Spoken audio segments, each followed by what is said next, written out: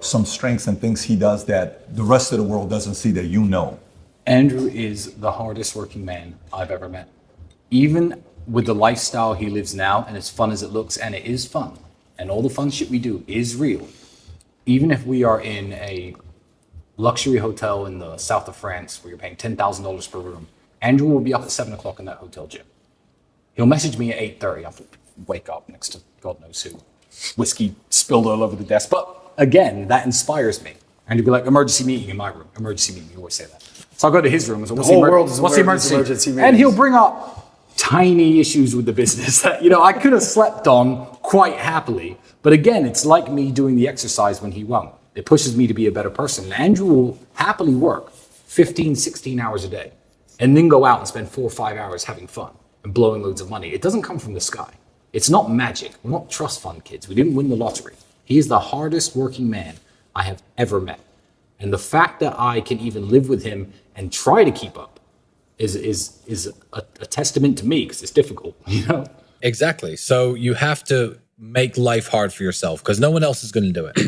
No one else. I'm certainly not going to come into your room at 7:30 and kick your door down and say, I don't know what your name is, Steven from Los Angeles. It's time to get your life in order. Let's get up. Let's hit the gym. You're not going to, I don't care about you. No one cares about you that much. You should care about yourself that much. Mm-hmm. In which case you can't let women make you feel too comfortable, because it's not something they do on purpose to stop us, but I feel like it's a woman's natural instinct to want as much of your energy as possible. Yeah. And she's happiest when she gets the most energy from you as possible. A woman wants nothing more than you to be at home with her all day long, talking to her all day long, watching movies with her all day long, and have sex with her 5 times a day. That's a woman's dream. And you know what? By all means, do that once you have $100 million. But don't do it now.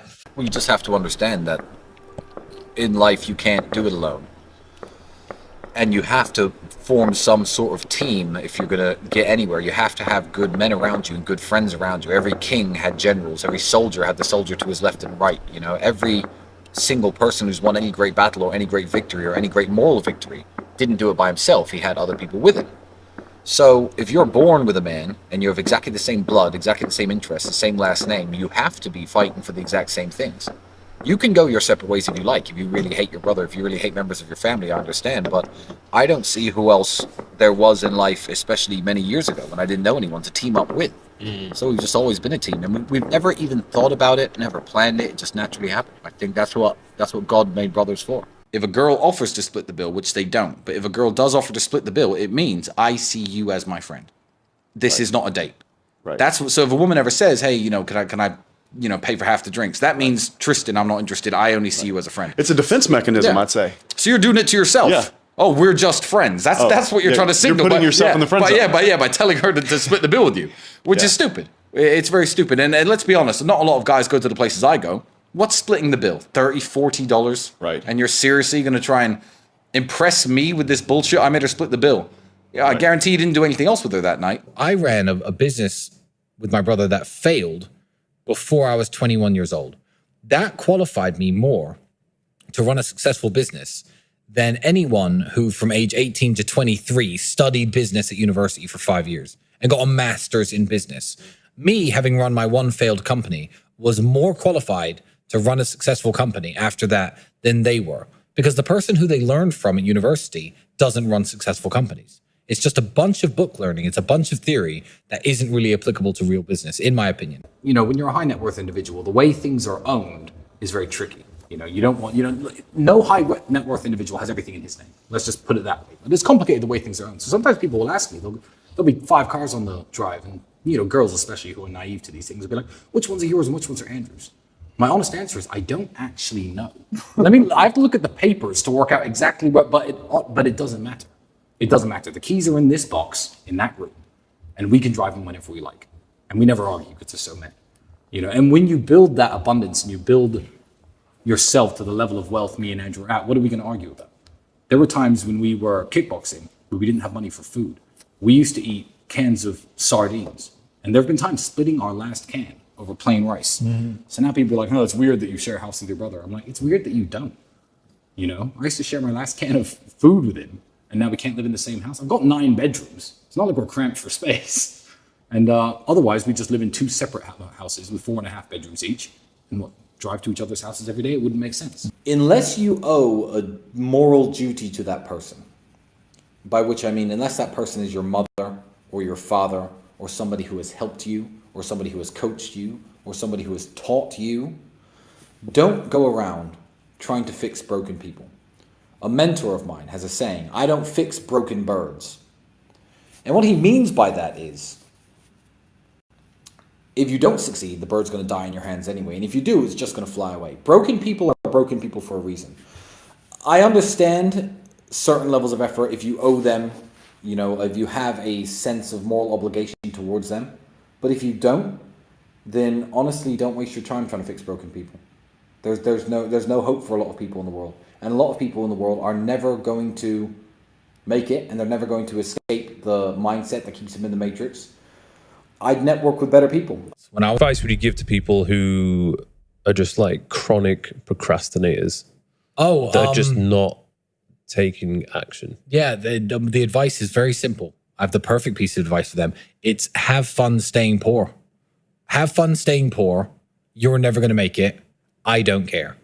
Because if you can't look at your Instagram and think, you know what, maybe I should get into shape. If you can't look at my Instagram and think, you know what, maybe I should make some money. And you literally, with all the inspiration shoved in your face nowadays, I mean, you are sitting in this luxury apartment in Dubai overlooking the ocean. Like, this is what we do. If you can't watch people like us, if you're watching this podcast and think I need to do something and you're a procrastinator, good. I don't care. Have fun staying broke. Because like you said, I need someone to wash my cars. I need people like you. So not everyone can make it to the top, and there's no help for those people who can't motivate themselves. If you can't pay your bills, it's hard to pay your rent, you're eating the crappiest food, you're driving the crappiest car, all the beautiful women in the world don't look at you, you can't afford any nice clothing, and you're sitting around thinking, oh, well, just a few more hours playing Fortnite, then that's your station in life, and enjoy it. People don't see the work. I mean, me and Andrew, we're in good shape. I don't post training videos and, fitness progress videos. I just do the work and let the results speak for itself. In terms of money and in terms of business and success, that's Andrew. Everyone's like, oh, well, how does he have all this money? Maybe he's a criminal, So how does he have all this money? I know why he has all this money. Because he's sitting right there at that desk at least 10 hours a day, even when we're not on house arrest. He'll be out in the evenings having his fun. And that's what we'll show to the world. This whole, hey, look at me, I'm at my laptop and I'm going to grind away for 6 hours. Like, no one wants to see that on Instagram. No one wants to see that on social media. It's boring. They want to see you driving the Bugatti with a cigar in your mouth and a beautiful girl next to you. But that doesn't come without sitting at that desk for a good while first. I said this to one kid. I said, you shouldn't waste your time playing video games. And he hit me with this stupid response. He went, PewDiePie plays video games. He makes hundreds of millions of dollars. I said, PewDiePie is not a video game player. He's a skill. PewDiePie is a presenter. He is a presenter. He's an entertainer. He's charismatic. He's smart. He's sharp. He's funny. He's a comedian. You can play video games just as well as him, and you will be poor forever. It's not about his video game playing ability. It's about how he markets himself. So yeah, self-marketing is his talent. Yeah, more than anything else. Well, yeah, it's the old saying of you become the average of the 5 people you hang around with the most. That's older than the internet. That saying it predates the internet, but essentially it means the 5 people who influence you the most. And if you do live alone, or if you don't have many friends, or you don't have a big group of people, what you're watching and what you're listening to influences you massively. So yeah, cut the crap out. Exactly the same with a healthy diet. It influences your health. A healthy mind is exactly the same thing. Scrolling up and down Netflix, watching trash all day is not going to get you anywhere in life, literally, ever. Whereas, you might hear a piece of advice in a podcast, in this podcast, that, makes you wake up and think, I actually need to get my shit in order. So yeah, be careful what influences you. Let me tell you a good story about being kind to waiters and bartenders, especially in the city that you live in. It's an investment. Yeah. It's an investment to throw money around. I do it here in Dubai because I spend a lot of time here. I certainly do it in Bucharest. I was on a date with a Romanian celebrity. I'm not going to name drop her here, but famous girl, a few million followers on Instagram, etc. And the lights had gone out in the garden of one of the fanciest restaurants in town. So obviously being one of the fanciest restaurants in town, they put a bunch of candles on every table.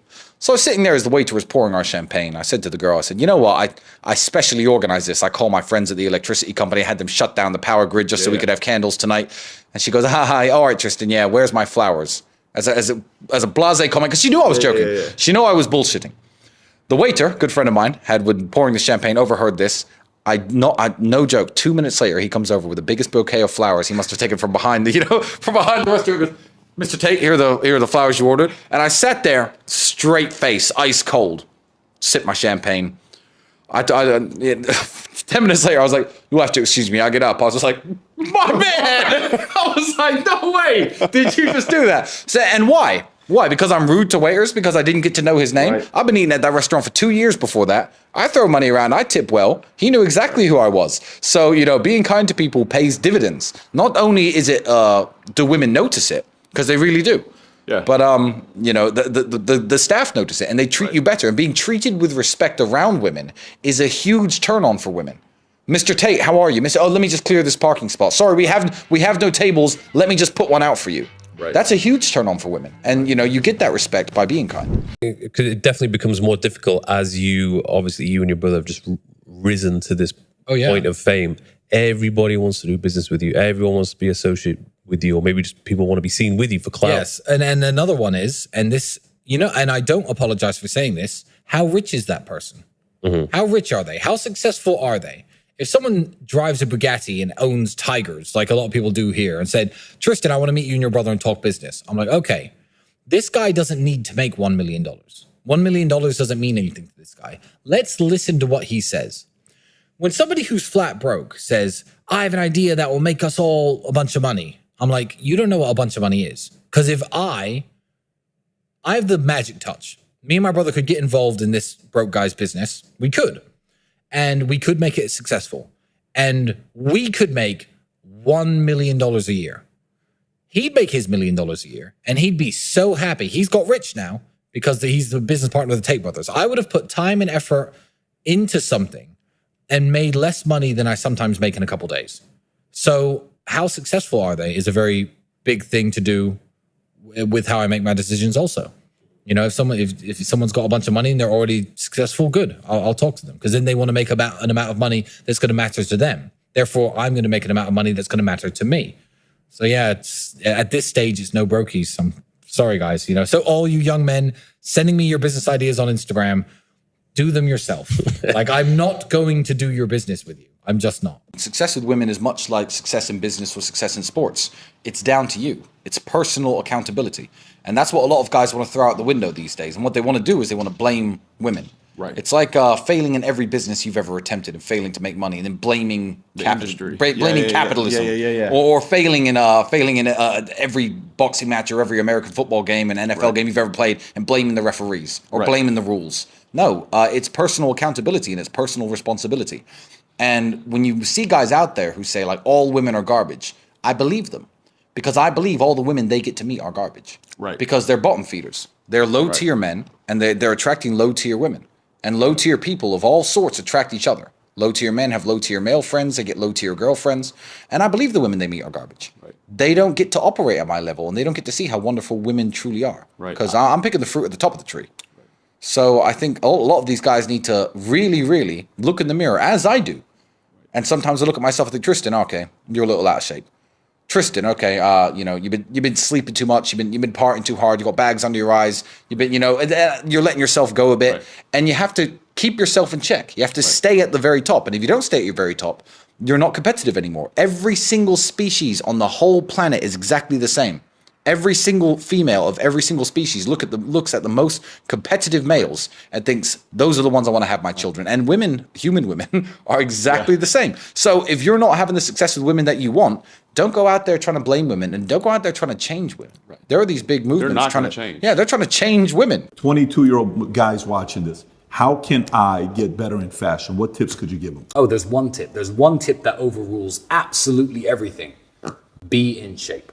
The person who makes my suits, the same person who makes the suits of King Charles of England. Now, I have nothing bad really to say about King Charles, but he looks worse in his suits than I look in my suits. They're made by the same people. Why? Because I'm in good shape. A suit is all about how it fits you. Mm-hmm. It's not about, I have to be Tristan Tate, I'm going to go to Savile Row in London and I'm going to buy a $10,000 suit. No, get into good shape, buy a Hugo Boss suit, for a couple $100, maybe $1,000, you could put one together. Have your mother, have someone with a sewing machine, taper it in a little bit at the sides, make sure that the leg is the exact right length. But if you are shaped like a man in good shape, the suit's going to look good on you.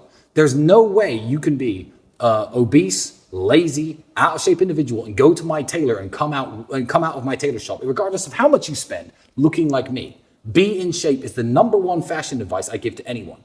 It's the old Versace t-shirt, on a big fat guy versus just a plain $5 t-shirt on a guy who's in decent shape. That's my advice to young men. Be in good shape and buy clothes that fit you. That overrules absolutely every single fashion rule that anyone could give. It's very interesting to think that the first man ever banned from discussion in UK public schools is Andrew Tate. Adolf Hitler, you were allowed to talk about him during World War II and after World War II. The leader of Argentina during the Falklands War, Osama bin Laden after 9/11. Terrorists, school shooters, the 7/7 bombers who attacked the subway in London. You were allowed to discuss all these people in school. The first man ever to be banned is a mixed race, a half-black kid from the projects who came up out of the projects and became a multimillionaire. Maybe they just want the working class to stay the working class. Maybe they don't want people like him opening his mouth. Maybe it's because he joked that men are better drivers than women, and he's a misogynist. I don't think it's the third option. I think it's either option one or option two. I think he's dangerous to what people want to purport on the society. I'm not really one to feel sorry for people that much because of the way that the internet has changed the world. I believe that people have positive role models and examples thrown in their face all the time. I feel like to sit back and say, oh, well, I'm just a video game porn addicted playing, guy with no muscles and no physique and no physicality. Oh, well, it's because I haven't got a positive role model. I feel like today isn't an excuse. I feel like that every single second that you're scrolling on your phone or looking at Instagram, etc., there are dudes out there, even so much as selling little coaching calls or courses or, who you'd want to be like. Mm-hmm. But it's easy. It's easier to sit around and play video games and masturbate than it is to get the money to buy real supercars and seduce beautiful women in the real world. It is much easier. And because it's easier, I feel like a lot of people don't want a way out. So I don't need to give them advice. I feel like the advice is out there. If you're watching this and that describes you, good. At least you're listening to people with a healthy mindset who maybe can inspire you a little bit to try to be like that. But the type of person who really needs this advice and isn't going to get it is never going to watch this podcast. They're not going to look at the photo of you there with your shoulders, etc., standing next to me with all my whatever car I'm next to and think, I'm going to listen to these two. So those people aren't watching. So we don't need to worry about them, you know? When I was 17, 18, I was shy. It wasn't so much with business networking because I didn't know anybody important, but I was shy to go up and talk to girls and stuff. And without the internet and without dating apps and all the little cheat codes that shy people use and men use now, they're crutches that people lean on, I just understood I'm not going to ever get laid if I don't go up and talk to that girl. So the advice I have for people who are too shy to put yourselves out there, too shy to approach women, too shy to try to, pitch a business deal to somebody important, then good, have fun staying poor and lonely. Because it's especially when you're young, it's not easy. And it does take some balls, but just go and do it anyway. The worst that people can do is say no. That was something in my mind, actually. People used to tell me that. Go talk to the girl. The worst you can do is say no. And that was it. Sometimes they'd say no. Making money isn't everyone's purpose, but money makes everything about life better. I do understand people who say, oh, my goal in life isn't making money. There are other things that I like doing. And I always say, okay, tell me what those things are. Yeah. And if they say, oh, I like helping people, I say, imagine how many more people you could help if you had $100 million. That's so true. If they say, well, I just want to spend time with my family, I don't want to be slaving away and making all this money. If I have enough money to live, I just want to spend time with my family and relax and raise my kids. I'm like, imagine how much time you could spend with your family and how much time you could spend with your kids if you had $100 million. And you give them the best life. Yeah, so money does make everything better, but no, it isn't everyone's purpose. I get people who want to live in a small cabin in the woods and fish for their food and just, live without headache and, have a wife and have their kids and just live off the land. Yeah, I completely get that. I completely get that. I'm not going to walk up to the Bedouin people in the UAE and say, you need to make more money, bro, because they're very happy, content people. They've got their wives, they've got their kids, they've got their lifestyle, they've got their way of living, and it's very wholesome and it's very nice, and they feel richer than a lot of people here in the West. What people need to understand is 90% of the time, or 99% of the time, women have decided whether they're going to have sex with you before the date. They really have. You know, whether their legs are shaved. Exactly. Exactly. So you spoke to her. She finds you charming. She'll think, you know what? There's a possibility I'm going to fuck this guy tonight. She'll put on her best lingerie. You know, like she said, shave your legs, get ready.